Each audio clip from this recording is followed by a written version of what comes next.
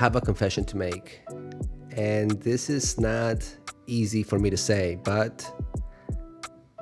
I have been loving my Fujifilm camera, my backup camera, my $500 camera more, way more than my main camera, my EOS R, the one that I make all of my YouTube videos with. And I'm gonna try to explain why.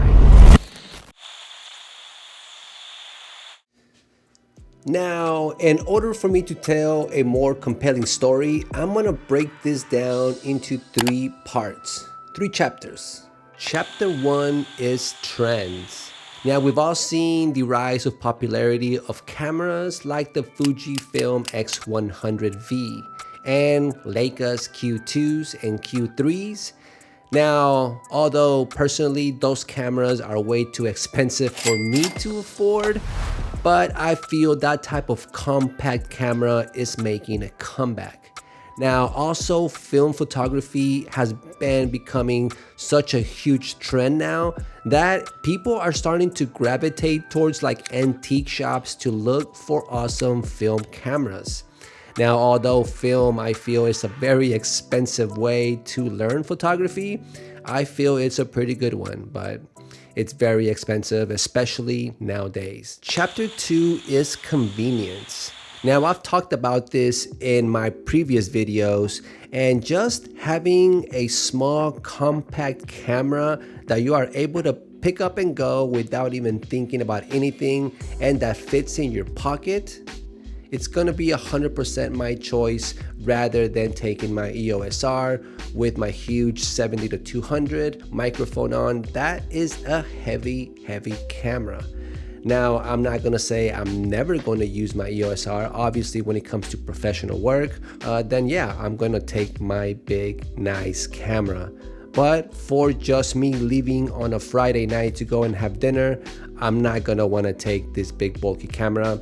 And that's why I feel convenience is king when it comes to why I've been loving my camera so goddamn much.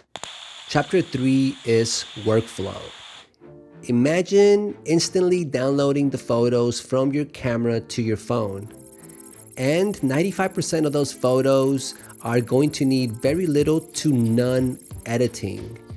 If any of the photos do require any editing, you can easily do it on Lightroom Mobile. Now, the reason why this is able to happen so quickly is because the photos that come straight from camera are just awesome. Taking advantage of the film simulations these cameras have, you are able to create a photo pretty much ready to post online straight out of camera. And this is something that's been kind of trending lately. There is a lot of recipes for a lot of different looks.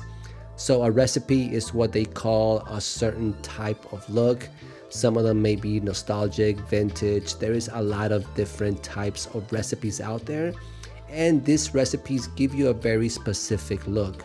You download the JPEG file and you pretty much just post it online right away with little to no editing. Overall, I feel the combination of all these things, workflow, the convenience, and all of the trendy things happening around this type of camera is what makes me want to pick up this camera 9 times out of 10 over my EOS R.